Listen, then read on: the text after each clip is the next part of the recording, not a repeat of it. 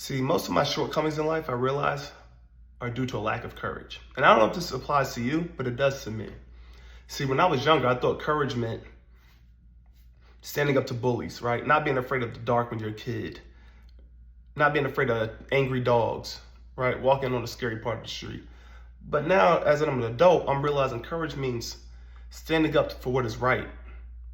Having the courage or the ability to ask your manager for a raise, having tough conversations with people when there's no telling how they're going to react, or being willing to end relationships that are comfortable for you, right? Being able to tell someone when they're out of place and knowing that they're going to react negatively to it, but it has to be said. A lot of times I realized that the only reason why I didn't, get that client in finance was because I probably was too nervous or too afraid of losing that client or afraid of gaining that prospect, thinking that I was going to say the wrong thing or they weren't going to like me or they're going to have prejudices towards me. And that just comes from a lack of courage in one way or another. However you want to stew it up, it still comes from a lack of courage. And now I feel like being a Christian, a lot of us are not unapologetically Christian, not unapologetically on fire for the Lord, because we lack courage. We lack the courage to be the person in the office who speaks up for Jesus when everybody's bashing Christianity. A lot of us lack the courage to go up to that person or that friend or that family member that is anti-God, anti-Jesus, and preach the gospel to them because we know they're going to respond in a negative way. Sometimes we don't want to ruffle the boat. We don't want to shake the boat up because we're like, we're going to keep letting others get along to go along. And we don't want to share the gospel, even though God and Jesus told us the Great Commission, go out and make disciples of the world. But a lot of us lack that courage to go out there and make disciples of the world. We lack courage to sit there and have 7, 10, 12, 15 people relying on us to lead them towards the Bible, lead them towards Jesus, lead them in the Spirit, right? We always try to say, that's God's job, right? I'm allowed them to make the decisions they want to make. I'm going to share the gospel a little bit, but if they push back, I'm just going to say I tried. No, that's not courage. Courage is showing up every day and preaching the gospel to that person who doesn't want to hear it. Going into dangerous neighborhoods and preaching the gospel to drug addicts, alcoholics on the street, right? If we truly believe in God, we have the faith that God's going to protect us, and we should be able to go into uncomfortable places and knowing that he's going to be there for us. That's true courage. And I feel like a lot of us lack that true courage in the world, including myself. Because there's been plenty of people in my life who I have not shared the gospel with because I felt like it just wasn't the right time. It was going to be uncomfortable and make maybe the car ride awkward or make the rest of the day weird or the rest of our employment time together uncomfortable. When really I should have been willing to share the gospel and been strategic enough to find ways to bring up Jesus and bring up God. Now, a lot of people tell you that know me, you've brought up God to me before. You've preached the gospel. But I also know in my heart that I wasn't pushing it hard enough. I wasn't coming at them hard enough the same way I would have come at, maybe some girl that I liked, right? Like a lot of guys, I realize, and this may be taken the wrong way because we're talking about a Christian topic sometimes, but look, a lot of times the reason why that guy doesn't get that girl that he likes or he has a crush on, and not because he's ugly, it's because he lacks confidence or he lacks courage, right? He's being cowardly, he's being timid in his approach to talk to that girl.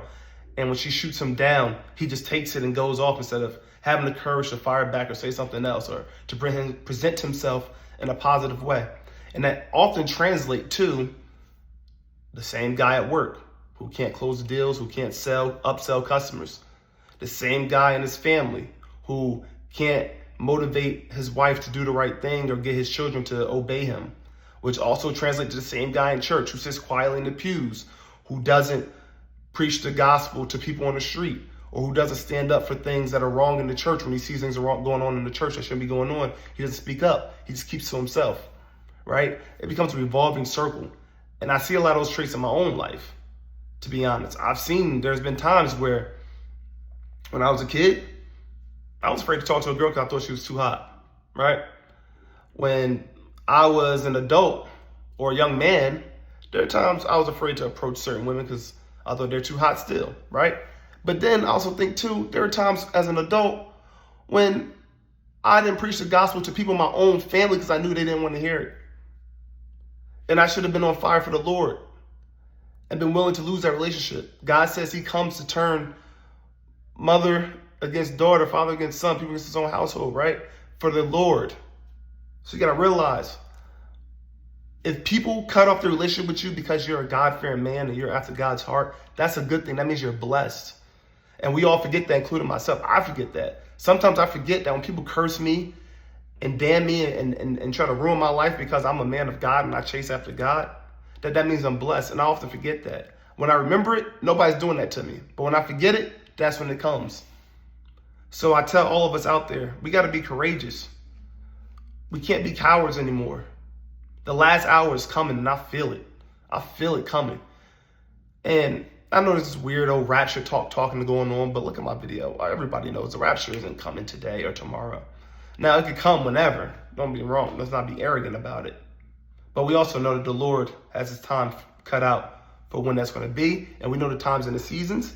And we know right now that the time of the season. Why? Because it hasn't even been 2,000 years since Jesus' death. Right? We need at least to 2033 for Jesus' death. We need at least until 2030 for when Jesus started his ministry. But I also say in these late years, right, we all need to rally our households up, rally our friends and our communities up to know the Lord and follow Jesus. It's very important, guys, for our own salvation too, because when I stand in front of God, I realize I've come short a lot in my life as a Christian. I come very short daily, right? It may not be my own action, but sometimes my lack of action. And that's what I'm coming for.